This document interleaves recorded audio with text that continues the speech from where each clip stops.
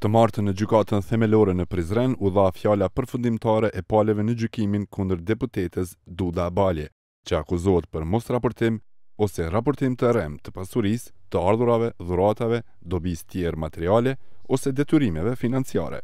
Në fjalën përfundimtare, prokuroria shtetit Sahide Sefa tha se gjatë gjykimit është vërtetuar kryerja e veprës penale nga deputetja Balje, ndërsa këtë e mbështeti në dëshminë e zyrtarit të Agjencisë kundër korrupsion, si dhe provave tjera të administruara në gjykatë.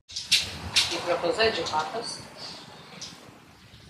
që e pandegura Duda Balje të shpallët kërkur,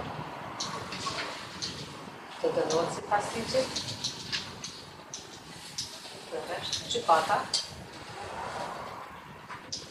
gjatë marrjes së vendimit mbi llojin dhe lartësinë e dënimit duhet të ketë parasysh të gjitha reformat, si ato lehtësuese, ashtu edhe ato rastëse. Gani Nikshi nga Agjencia kundër korrupsion dëshmoi më 10 prill, ndërsa deklaroi se ka shpërputhje mes deklarimit të pasurisë nga Duda Balje në formularet e Agjencisë kundër korrupsion dhe fitimeve që ajo ka nga të gjitha veprimtaritë në Kuvendin e Kosovës. Rushdi Berisha, avokati i Duda Baljes, përmendi rrethonat lehtësuese për të mbrojturën e tij. Nëse nuk ekziston dashja, nuk ka vepër penale. Pik nga të gjitha provat, pa më dyshje rrjedh se dashja nuk qëndron në anën e të akuzuarit.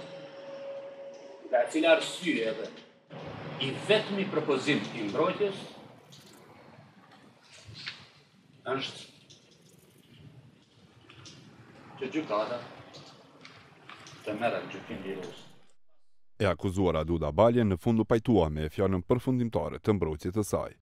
Deputetja Balje akuzohet nga Prokuroria e Shtetit se më 28 mars 2013, në kohë të papërcaktuar në Agjencinë kundër korrupsion në Prishtinë, në cilësinë e zyrtares së lartë publike në formularin për deklarimin e pasurisë, nuk ka paraqitur të dhënat e kërkuara.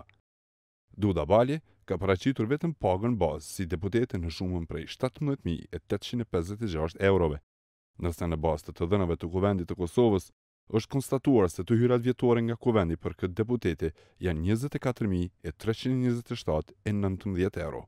Diferenca mos deklarimit të pasurisë është 6.471,19 euro, diferencë të cilën deputetja Balje e merr për pjesëmarrjen në seancat dhe mbledhjet e komisioneve parlamentare.